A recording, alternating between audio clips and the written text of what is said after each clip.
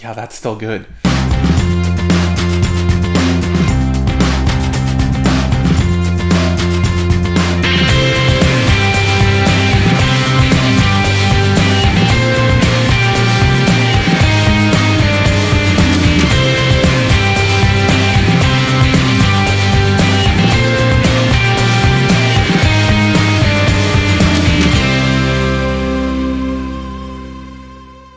Welcome back to Rewind with bschwitty, because we're now 100% gluten-free.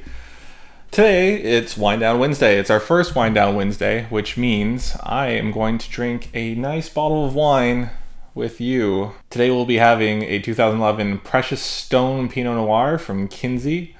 They're located in the Edna Valley in San Luis Obispo on the central coast of California.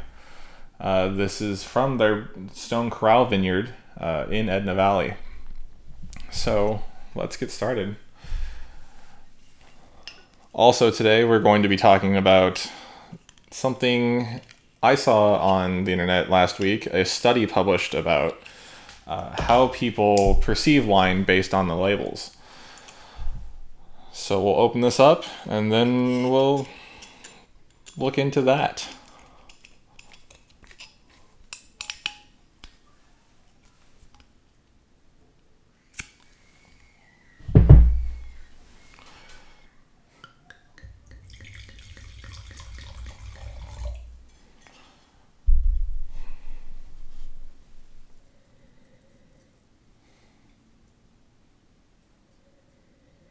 Smells okay to me.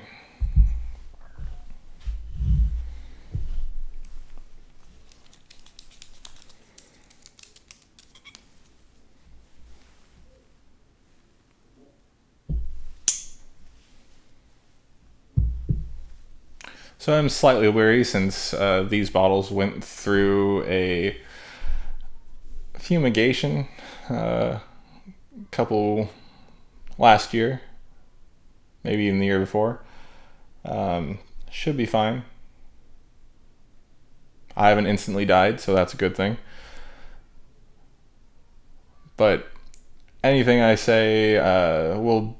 critical I say will be in review of how I've stored the wine, because I've not done a good job on something so, precious. So hopefully it smells okay. Here we go.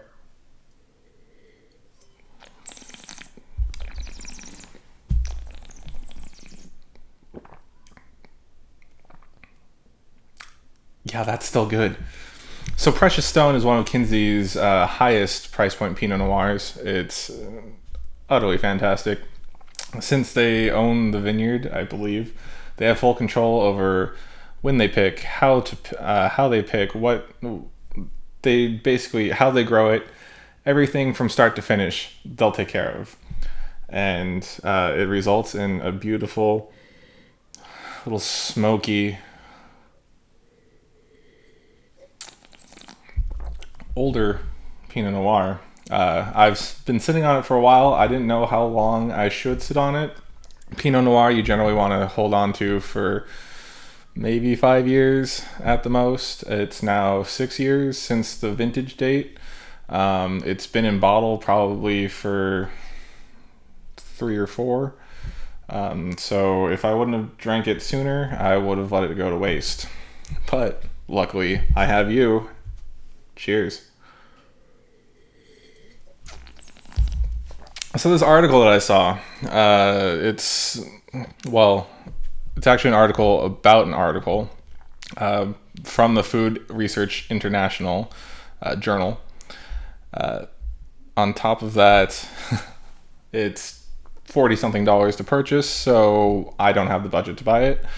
Therefore, the article I was reading was kind of a summary, and they interviewed some sort of somm, but basically the premise of the article was that people are more interested in wine labels, and the more descriptive a wine label can be, the more they're predisposed to think that the wine will be good. On the other hand, a lot of wine is marketing. So I've seen Instagram ads for this fit wine, which has less sulfur dioxide or sulfites than normal wine, but they don't really quantify it anywhere on their website, in their promotional material, etc., etc. So you can see how the general public can be easily duped, and that's what they talk about in this article. College students are easily susceptible to this. They'll see wine, they won't really care, they'll think it looks good, they'll read the back label and listen to what it says. I'm a big advocate of going out and tasting wines. Not everywhere's a wine region. You can't just walk out your door and be in wine country for most people. But if you're anywhere near it, you should go out tasting. You should find wines that you have a relationship with, that you've tasted before. I've tasted this many of times. I've actually was a wine club member at Kynsi before I even started my wine professional life. Even before I was even in a tasting room, I bought wine from Kynsi, and it was an interesting experience because I was able to taste the wine before I bought it, and then I would have comfort knowing that I have good wine because I've tasted it myself. But the point is, don't be tricked by labels. The more elaborate descriptions on the back, the more they were believing that some cheaper wines were really good wines. And that's not to say that everyone's palate isn't different, because it's not. You may drink this and think, oh my God, why is he having this? But I like dry red wines. Dry red wines are good to me.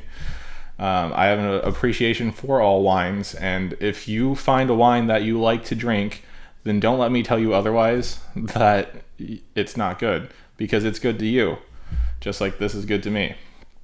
So it's all relative at the same time. According to this article, anyways, an elaborate information on a wine label, that's the back part right here, where it will describe things about the family, about the wine, etc., etc.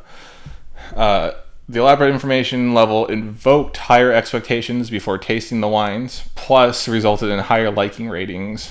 Elicitation of more intense positive and less intense negative emotions, the researchers noted. So basically what they're saying is the wine drinking public, the general wine drinking public, will believe anything. So, just like if I take a sip of this and tell you it's good, you might believe me. But hopefully, if you come back and are watching older episodes, that I hope you believe me, because you have a trust in my ability to assess wine and enjoy wine. There's just something about it. Kind of has a leathery nose, but you could still taste like there's some red fruit on there. Definitely cherries of some sort. There's like a little bit of bacon fat just right there. And of course, these aren't things that are actually in the wine. They are descriptors of the wine. So when someone's describing wine to you, it's about figuring out from your senses, from your memory, your olfactory memory, basically the memory for your nose, smells, tastes. That is where you're recalling these things from. Like if I said, oh, this has red currant and blackberry and different fruits, they're not actually putting the fruits into the wine. Like I'm pretty sure the beer process, you put those things into your fermentation. This is literally just grapes that have been fermented with yeast, aged in barrels, and stored in bottles. That at no time is there anything additional thrown in there. You'll get your wine characteristics from four things. That's your yeast, that turns the sugar from the grapes into alcohol. The grapes itself, the varietals, and will have certain characteristics like Pinot. Will have certain characteristics like that bacon fat I was talking about. The third would be the soil and the area that it's grown, how it's grown, climates, etc., like that. Climates, things like that. And finally, fourth, the aging program. Is it in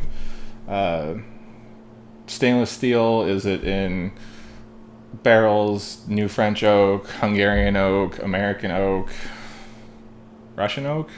There's a lot of oak that you could put your wine in. So that's where wine flavors come from. Just remember, don't fall for slick advertising. Make sure that you taste the wine before you buy it, before you get influenced by the tasting menu or me or whoever's behind the bar or whoever's in a slick marketing position.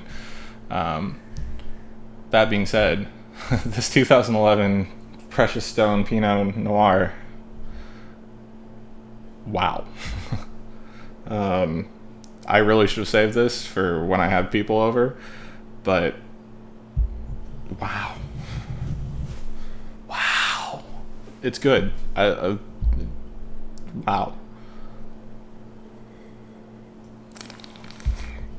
Well, that's enough for me today. Thanks for coming to the first Wine Down Wednesday. For now, thank you for having a glass with me and enjoying some excellent Pinot. I'm bschwitty. This is Rewind. You can find me on the socials at bschwitty. I'll put a link in the description below for Kynsi Winery if you want to check them out. And thanks for coming. We'll see you next time.